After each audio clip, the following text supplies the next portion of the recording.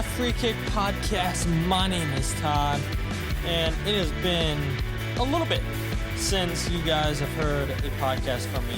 Normally, you guys would have heard a review episode from the Chicago Fire game, probably on a Monday, and then this time you guys would probably be listening to a preview episode for this weekend CF Montreal versus Philadelphia Union game. And we're not going to have a preview episode of CF Montreal because I do not have any connections with people that commentate on games up in Montreal, nor do I know any journalists personally that cover the club. So we are not going to have a preview episode. We will, however, talk about that Chicago Fire game. And going in, the plan was, all right, let's wait until after the Alianza game, and then we'll talk about Chicago Fire and Alianza, which is going to be the case. But I do want to be a little transparent with you. We're recording this podcast on Thursday evening, and you guys are probably listening to this on Friday. Maybe some of you guys work the night shift, and maybe you guys are listening to this on Thursday evening. If you are, thank you guys. But I recently got a MacBook, and maybe if you guys don't want to hear the story, skip 5 minutes ahead, and then we'll get into the news, the Union-Chicago game, and all the other topics that we talk in our review episode. But I recently got a MacBook this week because the laptop that I use, graphics card is not great on it, and I want to get into making YouTube videos for you guys when I go over my goal breakdown segment. I want you guys to see visually what I'm seeing, and I want to use my analyzing app and make it all pretty for you guys, for all you visual learners out there. And so I cannot possibly do that with the Acer computer that I was using. So I went out and got a MacBook, and I'm not going to lie, struggling to learn the Mac OS system just a little bit, because I am, full disclosure, Team Android, Team Windows, and it's been a very long time since I've used a Mac device, that I have used a Apple operating system. And so trying to learn the operating system for that. And all the files that I use to edit the podcast, apparently, the software system that I use on the Acer, apparently it's outdated for the MacBook. It's a 2023 MacBook. The software that I got came out in 2018, and every single year it gets updated. And so apparently that software is way too old. Okay, that's fine. I'll upgrade the software. But the issue is, right, the latest Mac OS operating system that they use, Ventura, is apparently not compatible with Isotope RX10. That's one of the editing software systems that I use to edit the podcast. And so now I'm struggling, trying to figure out, okay, when is Isotope going to make this software system compatible with the latest software on the MacBook? Do I go back to the older software, which was Monterey, I believe, before Ventura on the MacBook? So still trying to figure out the MacBook. The hope is eventually I get everything figured out and that I can do everything podcast-wise on the MacBook. So been a little bit stressed out, and I'm like, I just cannot focus doing the podcast while I'm trying to figure out all this stuff. But here we are, the end of the week, talking about a game that happened almost a week ago. But we'll get into the news. We'll get into the Philadelphia Union Chicago Fire. We'll talk about that Alianza game a little bit. We'll do my keys to the game, the referee rating, 3 stars of the match against Chicago, the goal breakdown, blunder of the week, all that good stuff. And then we'll end the episode talking about Alianza. But without further ado, let's get straight into the news.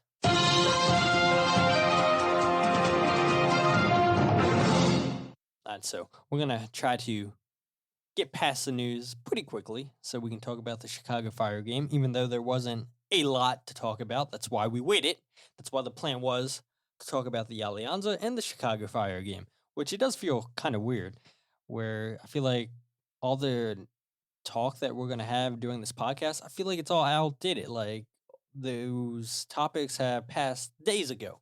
And I don't know. I don't like leaving things till last minute, but regardless, here we are. And the first bit of news I want to talk about is FC Cincinnati have signed defender Nick Hagglund to a new contract extension through the 2024 season. The club announced last week, and I think this is pretty significant because Nick Hagglund's been one of the star players defensively for Cincinnati, which I know isn't hard to do. Credit to Chris Albright for getting Matt Miazga towards the end of the season last year. They get Mascaro in on loan from Wolverhampton Wanderers this season, and they've looked really good defensively this year. You throw in Obina Iwobidu, who's been one of the best sixes in MLS this season. He's won back-to-back Team of the Match Week. Is that what we're calling it now? I want to say Team of the Week, but I think it's Team of the Match Week. I think that's what it is. Regardless, I know I'm going to keep messing that up for weeks to come because I'm so used to saying Team of the Week. But Obina has won back-to-back honors into that team, which is very impressive for a player that doesn't score a ton of goals. But I think the voters that vote on the Team of the Week, they deserve a lot of credit for paying attention to how key he is protecting that back line of FC Cincinnati. And I was having this conversation last week, I think it was, or maybe the beginning of this week, where I was talking to some people saying, is it bad if I think Obina Iwobidu can become the best number 6 in MLS, passing Jose Martinez? And they're like, nah, that's not crazy to say. I think I've said it so many times on this podcast, and if you guys are new to this, well, you're going to hear it for the first time. But in my opinion, if you're building a team, it starts with the number 6, and then the center backs, and then the goalkeeper. You want to take care of that spine of the team. And that's exactly what Chris Albright did last season, bringing in Iwobidu, a terrific number 6. And then he, towards the end of the season, this season, goes and makes the defense better. And Chris Albright, Pat Noonan have done a fantastic job with FC Cincinnati.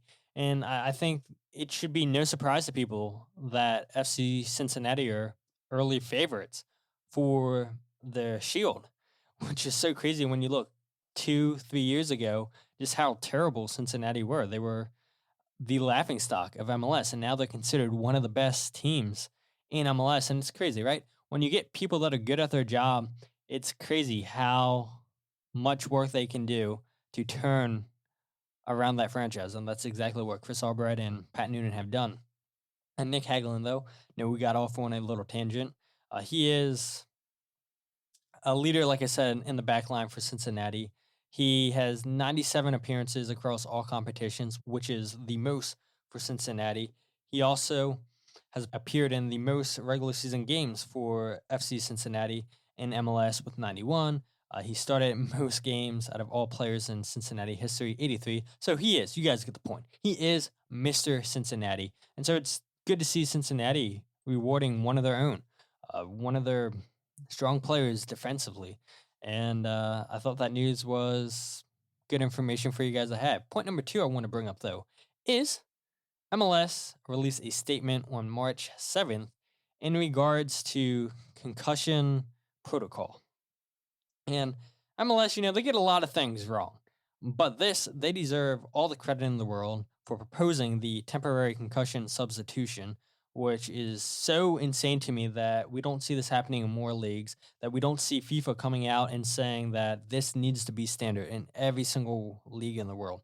MLS's statement said, as part of ongoing efforts to advance player health and safety, Major League Soccer has led an effort to petition the governing bodies of soccer, FIFA, and IFAB to allow the league to conduct a temporary concussion substitution trial. We strongly believe in the benefits of conducting the trial and welcome the opportunity to share the data and learnings from such a trial with the global soccer community. The proposed temporary concussion substitution protocol was developed with MLS medical advisors and would allow club medical professionals to conduct a structured off-field elevation of players suspected of sustaining a concussion. We will continue to work together with the English Premier League, French Ligue de Football Professional, the World League Forum, the MLS Player Association, FIFA Pro, and various other players' unions and associations from around the globe to advocate for conducting the trial. In the meantime, we will continue to evaluate our options as we work with our players and clubs on implementing our current MLS head injury/concussion evaluation and management protocol, which has been vetted and approved by the MLS Players Association. And this is a topic that speaks to me closely. I've suffered 2 concussions in my life playing soccer, and one that was by far the worst, playing indoor soccer. And I may have shared this story on the podcast before. If not, well, I'm sharing it now. When I'm playing indoor soccer, I'm defending the ball. The attacker throws me to the ground, and the referee calls a foul. And I guess the player gets mad and everything. While I'm on the ground, he kicks me on the side of my temple. Don't remember anything. All I remember is blacking out. And then when I came and had awareness of where I was and everything was just super dark. Apparently a fight was about to break out. I know later on in the game, the guy who kicked me upside the temple, my teammate did a slide tackle against him and broke that guy's ankle, which if you've never played indoor soccer, you're not allowed to slide. But yeah, my teammate was pissed, and I guess karma sucks, right? But I remember it was a night game, and just the lights from overhead were like hurting my eyes, hurting my head. I had a massive headache, and I should not have driven home at night. But I was like, it's dark out, I'll be fine to drive home. But yeah, I just remember not really being myself, feeling sad, feeling depressed for a little bit, and just having a massive headache for a few days. And eventually the concussion went away. But we see it in the NFL with CTE. We saw it this past NFL season with all the concussions that Miami Dolphins quarterback Tua suffered, where they cleared him and he went back in, got another concussion. Taylor Twellman, we know, is a strong advocate for concussion protocols, with concussions having to end his career early. And so to see MLS taking this step to be the first to do this trial, I mean, who would have thought MLS would be the first? And so good on MLS for taking player health and safety serious, especially something that is so life-changing in concussion. So bravo to MLS for doing something productive. Number 3, though, former Philadelphia Union player Anthony Fontana has signed with Dutch club PEC Zwolle until the summertime, with the option for the 2024 season. And the connection to this club is former Union assistant coach Dick Schroeder, who was an assistant during the 2018-2019 season. He is currently the manager of the club, and former Philadelphia Union player Harrison Noonan left FC Cincinnati to go join them. They're currently in first place in the second division in the Netherlands. Anthony Fontana has played 2 games so far, right? I mean, he's playing more than he did when he was playing in Serie B. Has played a total of 27 minutes, and I think this is a great opportunity for Anthony.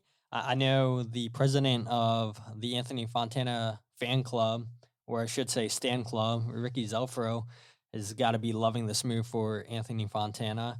And it's good to see, Anthony still get another chance in Europe and potentially playing the first division if the club does indeed get promoted this season, which it looks like they will. But yeah, I mean, I think Anthony Fontana could have had options to come back to MLS because it didn't work out for him in Serie B. But to his credit, had connections at this club and said, look, we'll give you a contract till the end of the season if you impress. Here's a contract for 2024. And I do think Anthony Fontana is a talented player. I think that if he would have came back to MLS, I think there would have been a lot of suitors for him.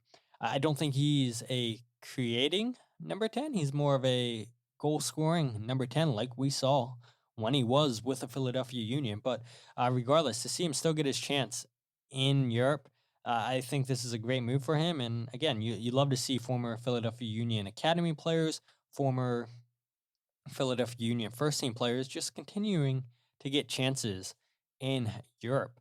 Point number 4, though, I want to bring up is not MLS related, but it is soccer related for the United States. And that is CBS announced a brand new network called Golazo Network. And if you guys haven't saw this announcement, this is going to be great for soccer in America. I've been not surprised because CBS usually does a good job with their productions, whether it's basketball, whether it's football. They always do a really good job. They take it very, very serious. But this brand new network is going to be a new 24-hour direct-to-consumer digital network in the United States dedicated to all things soccer. It is going to be through Paramount Plus and Pluto TV. And the launch day is going to be April 11th. So it's coming up fast. And this is going to be great for soccer fans because you'll be able to have 2 hours, Monday through Friday, of a show they're calling Morning Footy, which is going to be the flagship morning show on the CBS Sports Golazo Network from 7 a.m. to 9 a.m. The show is going to be hosted by Susanna Collins, who has been around soccer for a very long time. Reporter Jenny Chu, providing the latest updates from the top stories of the day from the world of soccer. And you're also going to see former U.S. men's national team player, current radio commentator for New England Revolution, Charlie Davies, analyst Nico Cantor, and soccer personality and host of the Cooligans podcast, Alexis Guerreros. So it's going to be more soccer coming to you guys. It's going to be all leagues around the world. And they've got some really, really, really talented people leading the coverage. And like I said, I mean, CBS has done a fantastic job with their coverage, whether it be Serie A, whether it be the Champions League, whether it be the Europa League. I mean, I've said this so many times. I wish there would be one network, one app that would just take all the rights for soccer. And we wouldn't have to buy all these different packages if we want to watch all these different leagues in the world.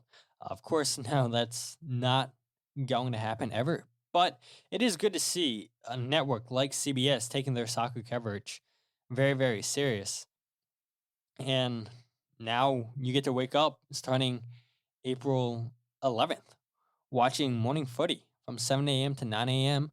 on Paramount Plus. So if you guys are looking to get your soccer fix in, well, what better place than to go to CBS Sports? And if I seem a little distracted, it's because on CBS's website, they're showing highlights from today's Real Betis and Manchester United game, watching Marcus Rashford score. I'm going to assume Manchester United won this game, but yeah, let me stop looking at this and getting distracted and go to point number 5, right?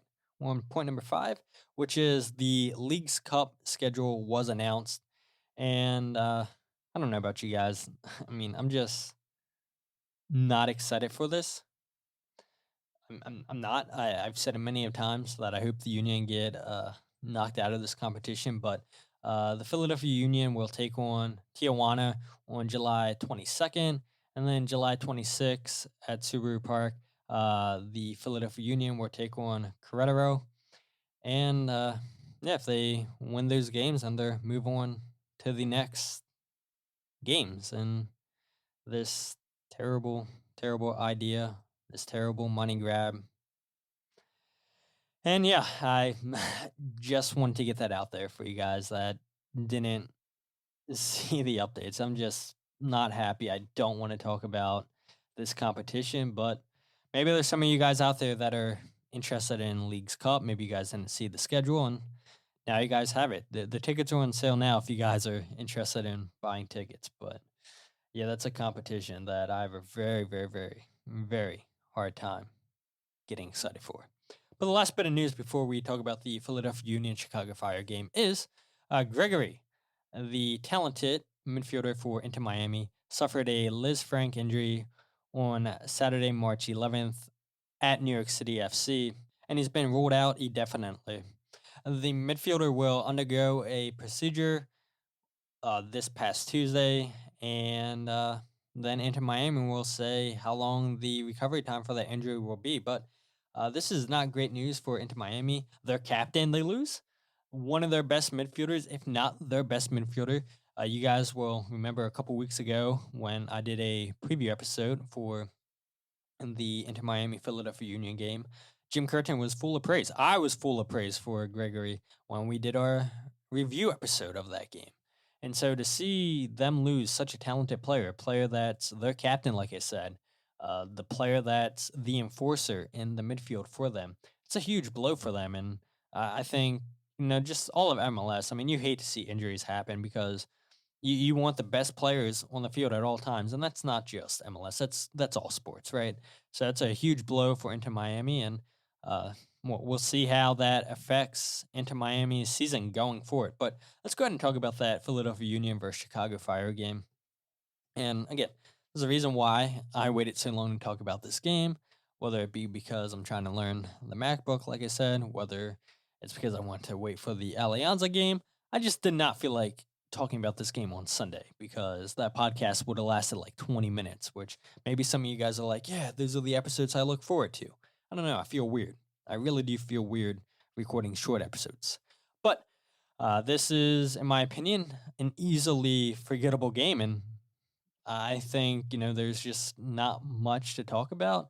And I thought once again, we saw the Union start slow where they gave up a dangerous free kick in the first 20 seconds of this game. Just like we saw down in Miami. Miami almost scored a goal within 20 seconds in this game. The Union give that free kick away to Shaqiri, who plays the ball into the box. The ball falls to Shihos, who misses just wide. I mean, Chicago should have been up early in this game 1-0. I mean, there was a golden opportunity for them to score.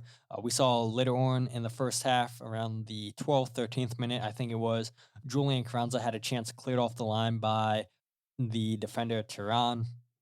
And then that was it for the Union in the first half. And really, I mean, for this whole game, no other opportunities I thought were great for the Union. You look at the Joaquin Torres goal, okay, it's a goal. Thank goodness the Union got all 3 points in that game. But did they deserve that? I don't think they did. I think Chicago were hard done to lose that game. I don't think Chicago did anything to warrant them to lose that game. I think that was just bad goalkeeper by Chris Brady. Maybe because of how cold it was. Joe Bendick did say to us in the locker room after the game, when he came onto the field, his hands were frozen. And I guess it's a good thing that Joe wasn't really tested by Chicago Fire. The Union should have tested Chris Brady a lot more than they did, put a lot more shots on target, in my opinion. But, I mean, at the end of the day, they did get the goal. They needed those 3 points where, and you look, Jim Curtin today at his press conference on Thursday said that the Union against Orlando could potentially miss 8 to 9 players because of international duty. So when you hear that, you're not going to have a strong bench against Orlando City. And so you're going to want to get whatever points you can from that game. And so that's why it was so important for the Union not to drop points against Chicago, why it was important for them to get all 3 points this past weekend. I thought Kai Kamara and Kasper Schmeichel caused issues for our 2 center backs at times with their physicality, but to the defenders' credit, to Andre's credit, they put their bodies on the line. And literally, if you're Andre Blake, Kai Wagner, and Jacob Glesnes, where Glesnes and Kai Wagner, I think, had 3 blocks together in that game where they were throwing their body in front of the ball. We saw that with Andre Blake when he's hobbling to make that save on Kasper Schmeichel, which I haven't seen a lot of people talking about that on social media. Like, that's a big moment in that game. Imagine if Chicago scored that goal in the 30th minute instead of the 52nd minute. when they got sent off. If Chicago would have scored that goal in the 30th minute, then they would have been sitting deep from that moment till the end of the game instead of the 52nd minute when Fabian Herbers gets sent off for a red card. I mean, that's Andre just finding everything in him to push on and to make a big save on Casper, which credit to Casper for getting the best of the Union center backs to rising up and winning that header and putting that shot on target. And Andre Blake's literally limping to make that save. And he comes out with a huge save.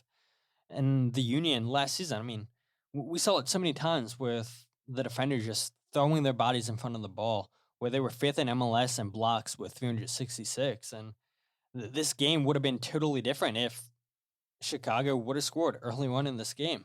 And I know we'll talk about the referee here in a bit, where I'm not going to lie, I think the referee performance was really, really bad.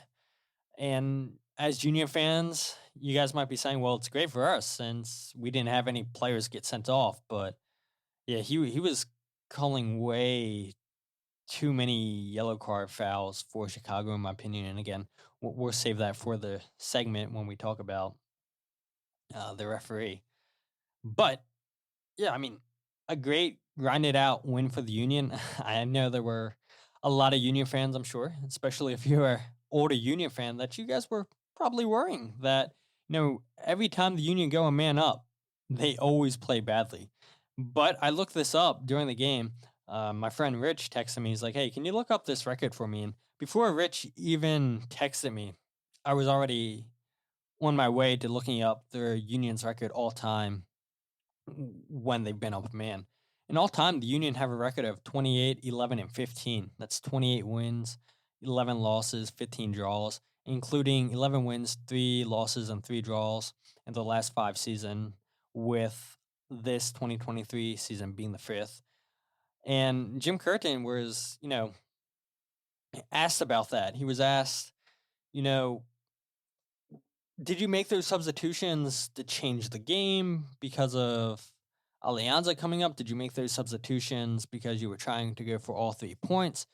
And Jim was just not happy that it took the Union forever to get that goal against Chicago. What happens now when you do go up a man, and it kind of goes to the last 2 questions as well, we're looking for that special player to unlock a defense that's going to be sitting at the top of the 18, which is a lot harder than everyone thinks, because teams are organized now. And when you have that many bodies in that small of an area, it takes a special play to pull them out. So Jack McGlynn is more of a passing player with the ball than Leon is. So we make a change, right? There's no more space in behind for Mikel to run into, but Joaquin, when he gets on the ball, can roll the ball through a guy's legs and beat the first guy, and now all of a sudden the defense changes. So it's a tactical change for sure. No thought into Alianza. We will regroup and recover, and we will go after that game 100%, but it was all about trying to unlock them tonight. It took us, I will say, too long to unlock them, but we did eventually get it done, and that's what good teams do. They find ways to win, even when they're not at their best on the night, and that's, I think, what tonight was. Yeah, I mean, nobody can deny the Union weren't at their best against Chicago. And you could even argue that the Union haven't been at their best at all this season. I know it's crazy to say that after they beat Columbus 4-1 at home. They just beat Alianza 4-0 at home, which is a lot of scoring in soccer. But I don't think the Union have played a perfect game. And going back to the Union's record of being up a man, I think a lot of you OG fans, and I found this so interesting because some of you guys will remember, and maybe some of you guys are new. You guys don't know this saying of "that's so Union," when the Union would blow games, lose games in the past when they would be up a man. But 2012, 2013, and 2014 were terrible times for "that's so Union." 2012, 2 wins, 2 losses, 1 draw when they were up a man. 2013, 1 win, 2 losses, 5 draws when you're up a man. 5 draws. 2014, 2 wins, 2 losses, 2 draws. And so, I mean, no wonder those Union fans from back in the day that still pay attention to this club are nervous every time the Union go up a man, because those 3 years, 2012, 13, and 14, the Union were terrible when they were up a man. But, I mean, overall, 28, 11, and 15, at least that record's positive, that they have more wins than they have draws and losses combined together when they're up a man. So, yeah, early in the day, I think that could be a concern, but the last 5 years, you're not really a concern when the Union are up a player. But, and Jim's right. I mean, it took way too long. Too many backward passes we saw from the Union. They should have been going forward a lot more. And I do think it's interesting, too, that he said why he took out Mikel Uhre, where a lot of fans are getting on Mikel for maybe not scoring, maybe not taking the best runs to get himself into positions to score. But it's important to note that, and Jim Curtin said it, Mikel's role is to get in behind the defense. I remember when Mikel got introduced to the Union, when he had his press conference, he said he's a player that loves getting in behind the defense. He loves using his speed. And when a team's playing in that low of a block, when they're down a man, there is no space for you to run in from behind because they're sitting so deep. They're in their own 18-yard box. And when that happens, how can Mikel get into the back of that defense? He can't. And so that's why they brought in Joaquin Torres. And that's why we saw over the years when the Union were up a man, they'd bring in El Sino and he would go against 2-3 players. And then when that would happen, then other players would get open. And that was kind of the hope with Joaquin Torres. And to his credit, he's taking shots from outside the box. Why we don't have players shooting from outside the box other than him, I'm not sure. But lucky goal, the Union get all 3 points, and I guess there's not much more to say about this game.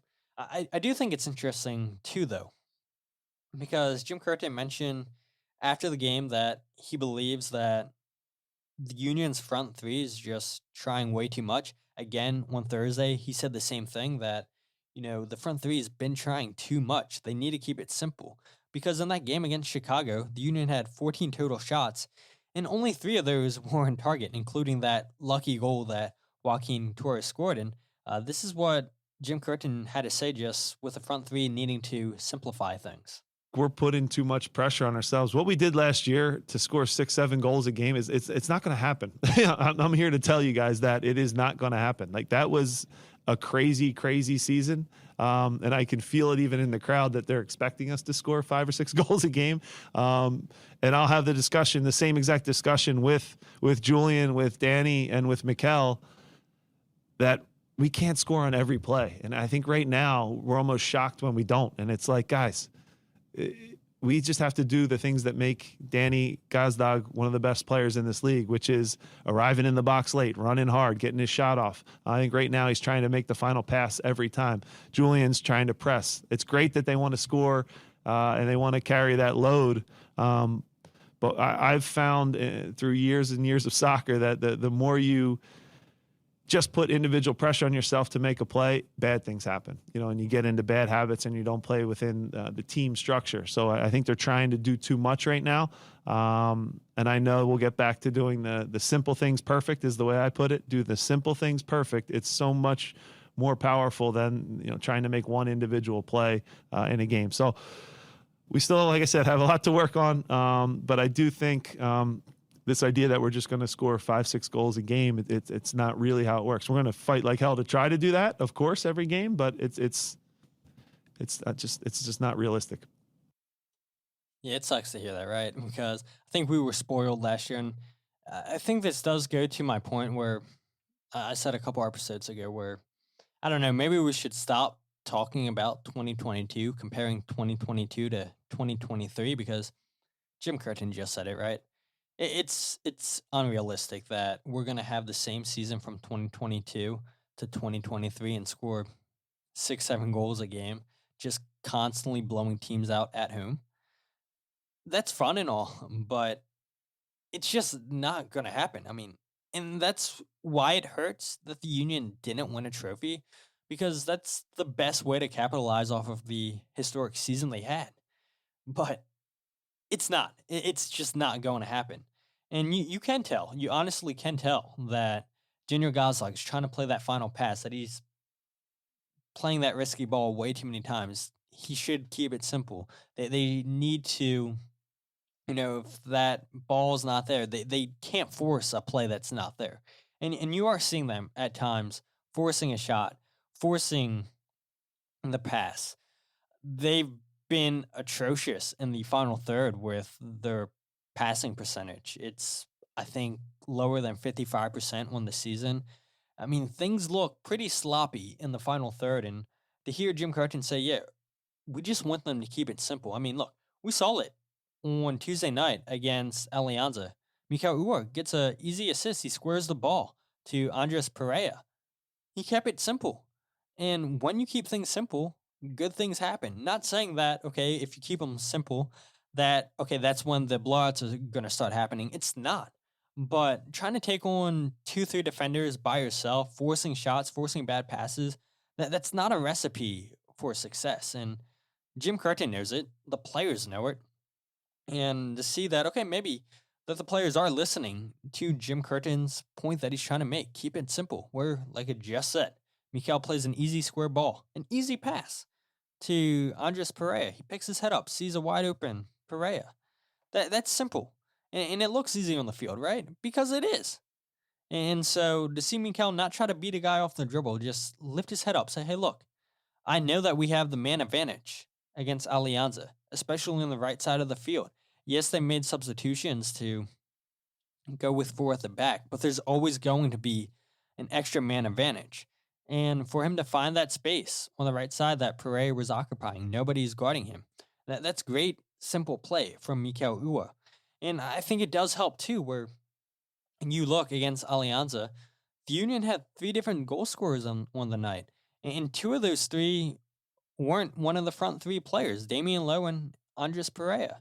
And so I think that could help the front 3 get confidence too, that say, hey, look, we don't need you guys to score every single game. There should be no pressure on you guys to score every game because we have players in different positions, players on the bench that can score goals. And it was good to see somebody like Andres come off the bench, score 2 goals, a player in Damian Lowe be a menace on set pieces against Alianza and score a beautiful header. And so I think that game against Alianza should help with the confidence of the front 3 of the Union and Carranza, Uhre, and Gazdag, where they don't need to feel like they need to score every single game when there's players on this team that can get the job done as well. But let's go ahead and talk about our keys to the game. Number 1, I said intensity, and that is a fail once again because, look, the Union started slow.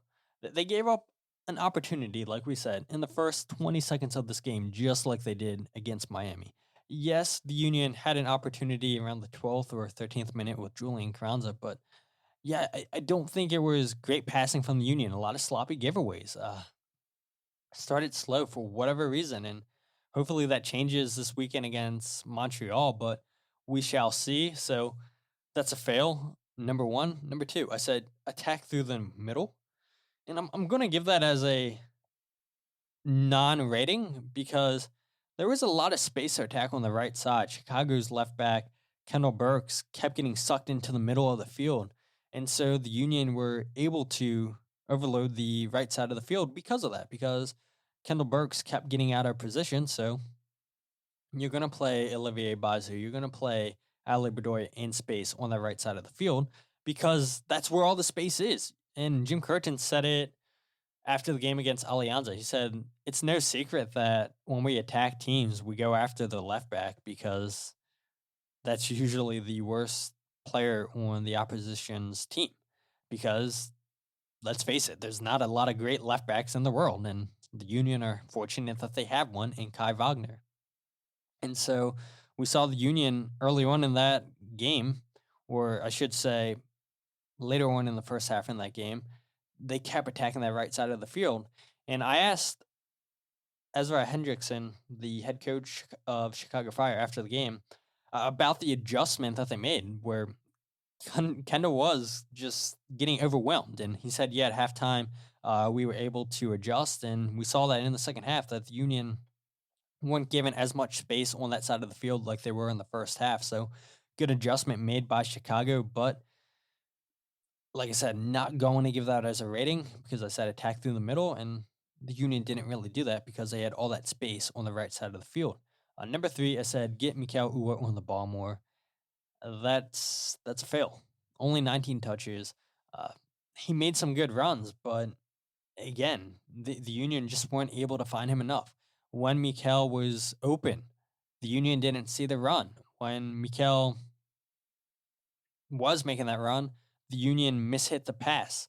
The Union just, I don't know, the passing wasn't great in that game. And I know, we know it. The Union aren't meant to be a passing team. They're a high risk passing team where they're always going to play that first ball. The first pass that they see, they're going to play it over the top. They're going to play that line splitting pass. And it just didn't seem like the connection was there with the rest of the team and Mikel Uhre on the night. So I'll give that as a 3. You guys let me know what you think. Maybe I was too hard at grading, but those were my keys to the game. And let's go ahead and talk about the referee real quick. I definitely don't want to keep you guys here for an hour, so we'll try to get through this as fast as possible. I said it at the beginning of the show. I thought it was a horrific refereeing performance. 19 fouls for the Union, 10 fouls for Chicago, and we saw all the yellow cards given into Chicago Fire. I mean, this was a typical performance from Guido Gonzalez, where I think the game against Orlando City and New York Red Bulls, he'd given out like 31 or 32 fouls. Maybe it was a little bit higher. But yeah, I mean, he loves calling fouls, 29 fouls caught in this game. So a little bit less than his first game of the season. But I mean, all the yellow cards that he gave out in this game, all the stoppages that he gave, and Kasper Schmeichel even said this after the game, how Jacob Glesnes didn't get a yellow card for elbowing him on the face. Yeah, that is questionable, and I am with Kasper. That should have been a yellow card given to Jacob Glesnes, but it was not. And we saw 7 yellow cards given out in this game, 2 red cards. 2 of those red cards were because of second yellows. He had 7 yellow cards given out in his game against New York Red Bulls and Orlando City. So, I mean, he's on par there with all the yellow cards that he's given out. But, yeah, I think it wasn't the best refereeing performance. And maybe you guys feel differently. You're like, oh, well, Chicago were only given 10 fouls. Like, the referee didn't do anything bad to Chicago. But I don't know. I mean, 10 fouls to Chicago, and majority of those fouls were yellow cards. Not great. Not great, in my opinion. But let's go ahead and talk about the 3 stars on the night. Number 1, in my opinion, Jose Martinez. Best number 6 in the league. But I told you, I mean, Ubina Iwobidu could be coming for that title. 1 assist, 3 out of 5 accurate long balls, 19 passes into the final third, 2 out of 4 tackles won, 5 out of 8 ground duels won, 13 ball recoveries. He had himself a night, a terrific game from Jose Martinez, being that enforcer, protecting that back line. And again, it just goes back to my point. You have a talented number 6. You are going to be a hard team to play against. You are going to be a successful team. And that's exactly what the Philadelphia Union have in Jose Martinez, and that's exactly why Jose Martinez is the best, or maybe you're a fan of another team, a top 5, number 6 in the league, a terrific player. Number 2 on the night, Olivier Bizo. And I think it's interesting, too, because if you guys go to the game, and maybe you guys don't, the Sons of Ben at the 75th minute, they vote for their player of the match. And Bizo was supposed to win this, but then, of course, Joaquin Torres, he gets the goal, and Joaquin Torres wins player of the match. For me, I don't think Joaquin Torres had a top 3 moment in this game. I mean, yeah, he scores a goal, but there was too many cheap giveaways. I think there was times where he should have passed the ball instead of taking on defenders. And yeah, I mean, I guess if you score goals, that's gonna win you man of the match. But yeah, I don't think Joaquin Torres deserved to win man of the match. Moving on, though, to player number 3, I think that's Jacob Glesnes. 5 out of 7 accurate long ball passes, 2 headed clearances, 1 interception, and 6 out of 7 aerial 1. Did a good job to contain Kai Kamar and Kasper Shabroka the best he could. I think it's just what you typically get from Jacob. Solid in the back, and then when you need that spark offensively, he'll drift up into the midfield, into the attacking third, and try to draw defenders onto him, and then play that line-splitting pass. So, yeah, I mean, a solid game from Jacob Glesnes, a solid performance from these 3 players, and like Jim Curtin said, glad the team were able to turn a sloppy game into a win. But let's go over that goal breakdown, which, again, I mean, not much to break down here. I mean, Chicago are sitting in a low block. Jose Martinez has the ball. He's going to go ahead and see Joaquin Torres just in a ton of space on the right side of the field, because you have Daniel Gazdag making a run in the midfield, trying to draw defenders onto him. He has Tehran guarding him pretty tight. You have Julian Carranza that has 2 players around him. And so you're going to have Ali Bedoya trying to make this overlapping run from Joaquin Torres. Torres is going to go ahead and just shift this ball to his left. And again, nobody's really picking up this. They're like, that's fine. We'll allow you to just have the ball at the outside of the 18.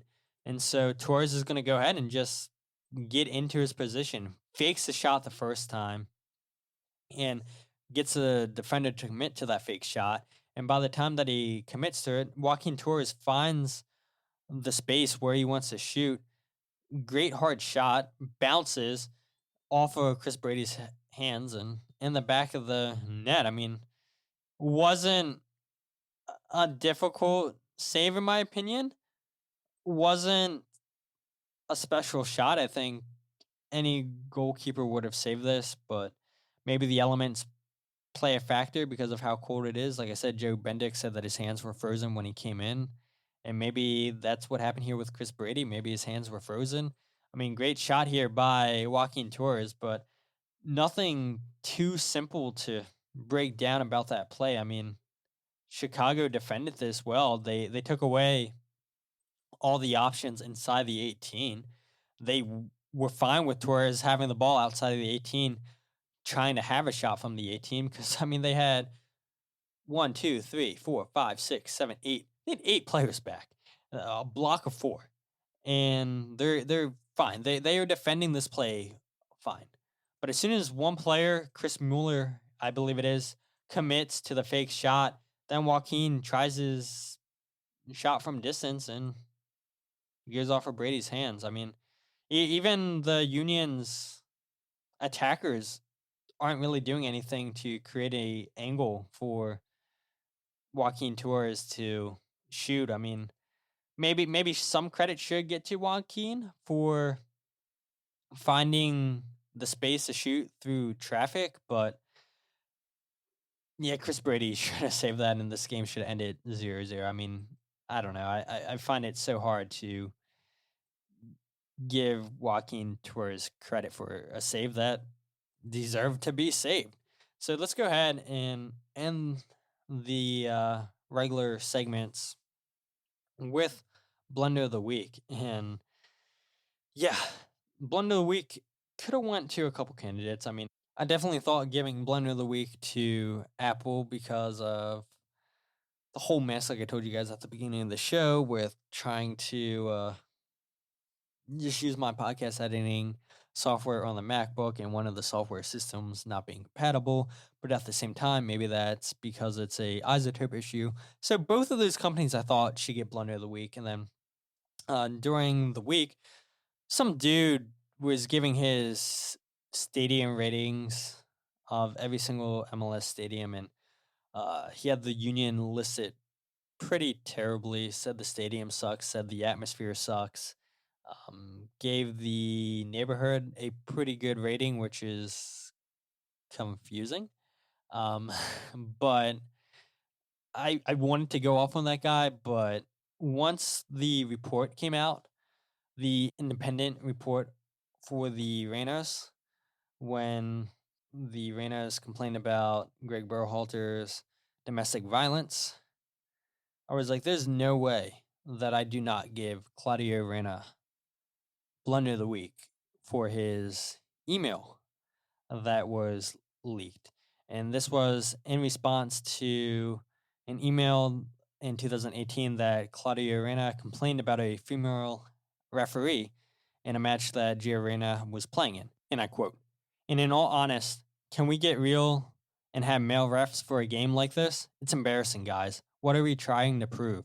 A game like this deserves better attention," end quote. Why you would say that?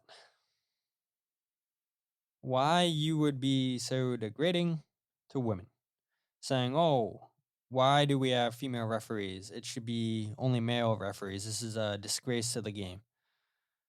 Why are you saying that? I mean, now we're seeing you for who you truly are. I mean, your true colors are coming out in this report. But why you would degrade women like that, where, okay, you got to figure that a lot of things are going to come out in this report, because you guys initially reported Greg Berhalter for his domestic violence dispute with his wife in 1992. And now, okay, yeah, look, you don't do anything to your wife, Claudio, but you're degrading women, saying that they shouldn't referee games. I mean, that's terrible. I mean, why are you saying this? You have the Rainers bullying people. They are bullies. That is what they are. They have been bullies for a very long time. And it is inappropriate. It's a huge distraction. And it's sad to see that Claudio Reyna and Greg Berhalter and that family, they've been friends for a very, very long time. And to see this friendship blow up publicly, all because Gio Reyna wasn't getting playing time in the World Cup. And you guys, I'll link the whole report if you guys haven't read it yet in the show notes. What more can I say about the situation that hasn't been said already? I mean, I'm sure you guys have given your thoughts to other people on social media. You guys have listened to other people's thoughts. I mean, there's nothing else that I can add to this that you guys haven't already heard. But I mean, he deserves to get blunder of the week. I mean, for degrading women, saying that they shouldn't be referees. I mean, that's why. Like, why? Why do you think that that's okay? Why? Like, seriously. Like, not that Claudio Reyna is going to give a public press conference, because if he did, he would be grilled on this, but he should have a statement coming out saying that he should have never said that he's sorry, that he doesn't know why he said that. I mean, he should give answers why he said that. Why this family thinks that, okay, yeah, we were once American soccer royalties. That doesn't give you a reason to degrade women, to bully people into playing your son. And that's exactly what the Rainers have done throughout this whole situation. And I'm sure more will come out, but not a great look for the Rainers, not a great look for the U.S. Soccer Federation, where this all should have been avoided. And it's sad that it had to play like this publicly, and it's just sad to see this whole situation unfold the way that it did. But let's go ahead and talk about that Alianza game real quick before we end the podcast. A lot of good from the Union in this game, right? Beating Alianza 4-0. The Union, I mean, probably should have had a penalty in the first 5-6 minutes of this game. A great pass into Gazdag, who I believe the penalty wasn't given because he took a touch away from the goal, and then his second touch was also away from the goal, so he wasn't going towards goal. Yes, the referee makes contact with Gazdag, but I think if he's going towards goal and not away, then this would have been given as a penalty. We saw just the Union, unlike that Chicago game, unlike that Miami game, the Union stood it fast in this game where they had chance after chance. So they're taking it to Alianza. They're pushing the ball down their throats. And we see the game get a little bit chippy with hard tackles, with a red card also given in this game. And by the way, if we're going to talk about the referee real quick, I don't know how many of you guys know this, but this was a crazy stat when I looked it up. The referee, Brian Lopez, who made Guido Gonzalez look like a great referee. Brian Lopez has refereed in 109 matches, and he has given out 454 yellow cards in 109 games. And only 8 red cards, but he loves giving out yellow cards. I mean, come on now. 454 in 109 games. That comes out to be 4 yellow cards a game, which, okay, I guess doesn't sound like a lot. Looking at the number 454, it looks like it's a lot. 4 yellow cards a game. Okay, maybe not terrible, but dude, come on. I mean, you had calls where there should have been penalties in this game, and I know that the Union did eventually get a penalty. But, like, he completely missed the handball, and thank goodness VAR said, hey, have a look at this. He waved it off like it was nothing. And the Union, do you get the help from VAR? And Gaza converts the penalty. But it wasn't a great referee performance. And even Jim Curtin said it after the game. He said, I don't know if the technology wasn't working. The guy who's running VAR, he must have been out shopping at one of the malls or something. Like, Jim Curtin was not happy with the referee performance in this game. And luckily, the Union were able to have the mentality to not let that affect how they played in this game. I thought Nate Hagglund was fantastic in this game. Damian Lowe, Andres Pereira, Jesus Bueno. The Union played like a team from the start to the finish. And I think in the second half, we did see Alianza get tired. And a lot of that has to be because of how windy it was, because of how cold it was. They're not used to playing in these kind of elements. And so that played a factor in the Union getting 4 goals. The Union could have had more goals in this game. I mean, we saw how many goals rolled out? We saw Daniel Gazdag have 2 goals rolled out. He scored off of 2 corner kicks, right? He had a tap in at the far post, and then he had a header, which Damian Lowe wins the header, and then Gazdag gets the header from Damian Lowe, and both of those goals are ruled out. He gets a goal from the penalty. Damian Lowe gets his first Union goal off of a corner kick. Kai Wagner, fantastic in this game as well with his deliveries. Where a couple of episodes ago, I'm complaining about Kai Wagner's set-piece deliveries against Inter Miami. And on a windy night, which is shocking that his set pieces were that good when conditions were that bad. The connection between Damian Lowe and Kai Wagner was on point all night. I thought the Union had just an opportunity every single time on set pieces. And again, credit goes to Frank Leich with the work that he does with his team on set pieces. And Damian Lowe, I mean, yeah, he'll get the credit for what he did offensively, always being a threat on set pieces. But defensively, I thought he was excellent. Him and Jacob Glesnes had great communication with who's going to go up, who's going to push. And I asked Damian Lowe about that after the game. And I don't have any of the clips I want to play for you guys because, like a dummy, I forgot to put on my wind guard to protect the wind environment because we had to do the interviews outside where you go into the river end. And yeah, my mic picks up nothing but wind. So I have none of those clips I can play for you guys that are going to sound good. But Damian Lowe said, yeah, him and Jacob Glesnes have a great understanding, great chemistry. Damian doesn't care what center back that he plays with, whether it be Elliott, whether it be Glesnes, that they both have great understandings with each other. And I just thought Damian Lowe was so dominant in this game. And these are the type of games that Damian Lowe thrives in. He has experience playing in CONCACAF international games with Jamaica.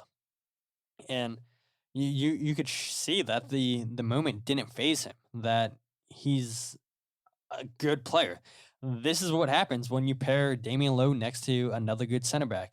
It's a night and day difference from the time he was in Miami to the 2 games we've seen him so far with the Union. But, I mean, are you guys surprised? Because he's playing next to another good center back where he was the best defender on Miami, where he's not asked to be that in Philadelphia. I was shocked to see the Union outpossessing Alianza in this game, outpassing Alianza. But I guess when you are Alianza, you're going to sit back on the road. You're going to want to hit on the counterattack. And I believe Alianza only had 3 shots all night. They were giving the Union a ton of space on the right side of the field with Bedoya and Harriel overlapping all the time, causing all kinds of issues for Alianza.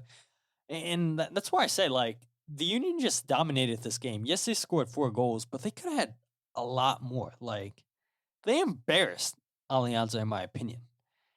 And this is what we saw a lot of last season, and this is what fans expect to see every single game. A 4-0 game, the Union just outworking, outperforming teams at Subaru Park. And like Jim Curtin said earlier, it's just not going to happen.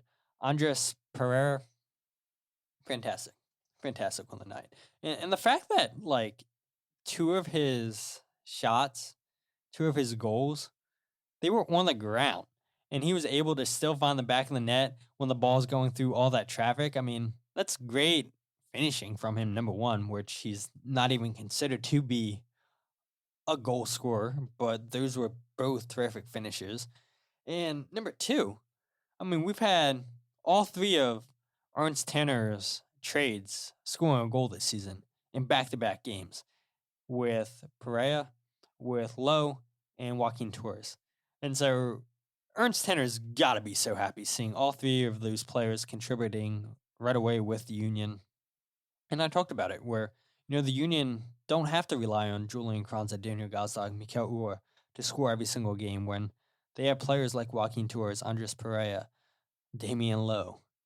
Insert X player here that we've seen score in the past. Those players will continue to contribute with goals where that should help with the pressure that the front 3 may be feeling when they're not finding the back of the net. But yeah, really, really great game from the Union against Alianza.